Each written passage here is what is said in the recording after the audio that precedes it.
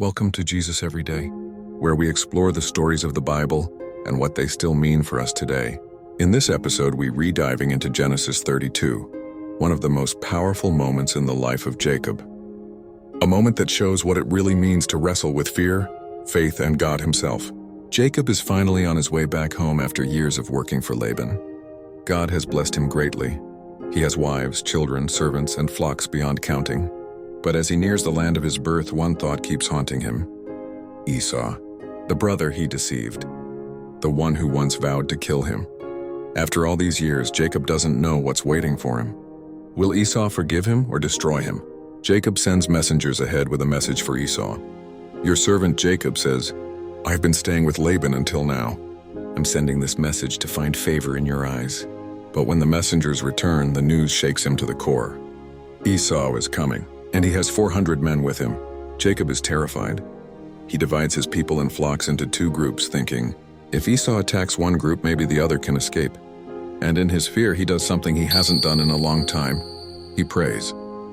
He cries out, O God of my father Abraham, God of my father Isaac, you told me to return to my country and I will make you prosper. I am unworthy of all the kindness and faithfulness you have shown your servant. Save me, I pray, from the hand of my brother. It is one of the most honest prayers in the Bible, the prayer of a man who finally realizes that his own strength isn't enough. That night, Jacob prepares a gift for Esau, hundreds of goats, sheep, camels, cows, and donkeys, hoping to soften his brother's heart. He sends them ahead, one group after another. Then he sends his family across the river, and Jacob is left completely alone. And in that silence, something happens. Out of nowhere, a man appears and begins to wrestle with him. The struggle goes on all night long. We're not told who the man is at first, but as the story unfolds, it becomes clear. Jacob isn't just wrestling with a man. He's wrestling with God himself. Think about that. Jacob, the man who has spent his life fighting, with his brother, with his uncle, with himself, is now face to face with God. As the night wears on, neither one gives up. Then the man touches Jacob's hip and instantly dislocates it. One touch, and Jacob is crippled. But even through the pain, Jacob clings to him and says, I will not let you go unless you bless me. That moment changes everything. God looks at Jacob and says, What is your name? Jacob answers, Jacob. And God says, Your name will no longer be Jacob, but Israel, because you have struggled with God and with humans and have overcome. Jacob walks away from that encounter limping, but also blessed. He calls the place Peniel, saying, I saw God face to face, and yet my life was spared.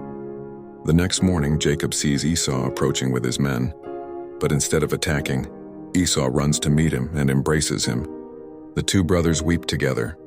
The years of separation, anger, and fear are washed away in one moment of forgiveness. Genesis 32 reminds us that before we face others, God often calls us to face ourselves. Jacob's night of wrestling was a moment of transformation, a breaking point that became a blessing. Sometimes God has to wrestle the pride, fear, and control out of us before he can pour his promises into us. Like Jacob, you might walk away with a limp, but that limp is proof that you've been changed by God's presence. If this story encouraged you, don't forget to like, subscribe, and turn on notifications for more Bible stories and faith-building videos right here on Jesus Every Day.